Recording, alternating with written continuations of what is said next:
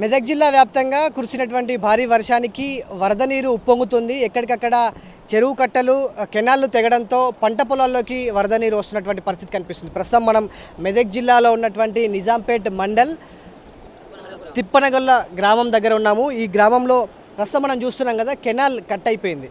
అంటే canal cut అవ్వడంతో పాటుగా అటు ఎగువన ఉన్నటువంటి ఐదర్ చెరువు అనేది అక్కడ కూడా నిండి అక్కడ చెరువు కట్ట తెగింది, ప్లస్ కెనాల్కి సంబంధించినటువంటి కట్ట కూడా తెగింది.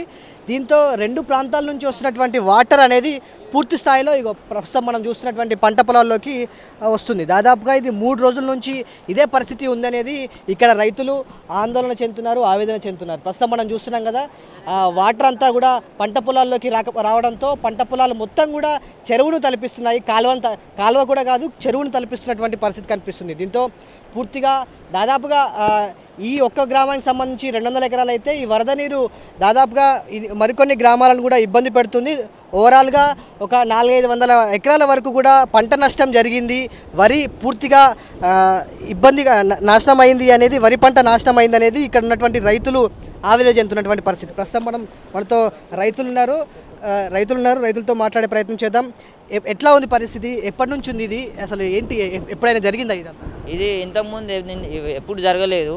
గత ఈ 3 రోజుల నుంచి భారీ వర్షానికి ఎఫెక్ట్గా అయింది. ఇది ఇంతకుముందు ఎప్పుడు జరగలేదు ఇలా. పైనున్న కుంటలు తెగిపోవడం వల్ల మా చెర్రకు వచ్చే కాలువ తెగిపోయింది. ఈ కెనాల్ కాలువ తెగిపోయింది. రెండు తెగిపోవడం వల్ల పంట పొలాలు నష్టం జరిగింది, బాగా నష్టం జరిగింది. ఒక 300-400 ఎకరాలు బాగా నష్టం జరిగింది. మొత్తం పూర్తి వరి పంటనే మొత్తం.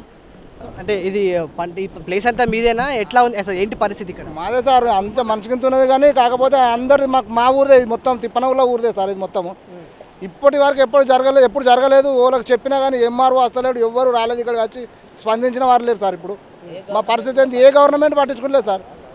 ఇక్కడ ఇప్పుడు చూడు మా పరిస్థితి ఏంది, మొత్తం పొలం అంతా కప్పేసింది. ఇప్పుడు ఇది ఏమన్నా పని చేసేదా? ఎన్ని ఎకరాలు నాటేసినావు? ఏంటి పరిస్థితి ఇప్పుడు ఇక్కడ? అసలు 3 ఎకరాలు నాటేసిన సార్. 3 ఎకరాలు నాటేస్తే 2 ఎకరాలు పోయింది. ఏకరంతా గడ్డకుంది కొద్దిగా, కాబట్టి అది మిగిలిపోయింది. ఒక 2 ఎకరాలు నాకు పోయింది. ప్రతి ఒక్కరిది మొత్తం కూడా వెళ్ళిపోయింది. తినడానికి తిండికి లేకుంటున్నారు ఇప్పుడు ఒక్కొక్కరు. ఇలా నారేసి అన్న బోర్లు మొత్తం పోయినాయి. అక్కడ వరకు ఉన్నాయి బోర్లు, అవన్నీ అక్కడ ఇక్కడ డబ్బాలు కొట్టుకుపోయినాయి, బోర్లు కొట్టుకుపోయినాయి. ఆ కాలువ వేసిరు, అది నాణ్యత లేని కాలువ. ఆ కాలువ చేయబట్టే మాకు ఈ పరిస్థితి అయింది సార్. లేదంటే మాకు డైరెక్ట్ ఇప్పటికే ఎన్నోసార్లు, ఇప్పుడు నేను 45 సంవత్సరాలు ఏజుకున్నా కానీ ఎప్పుడైనా ఏమి కూడా ప్రాబ్లం లేకుండా నీళ్ళు వెళ్ళిపోయినాయి. కానీ ఈసారి మొత్తం ఈ కాలువ చేయబట్టి అక్కడ 2 కుంటలు తెగిపోయి ఆ నీళ్ళు ఈ నీళ్ళు చేసి ఉన్నాయన్నీ అంతే అయిపోయింది సార్. ఇప్పుడు ఓవరాల్గా అధికారులకు ఎంత చెప్పినా కానీ ఎవరు వచ్చే ప్రయత్నం అయితే చేయట్లేదు.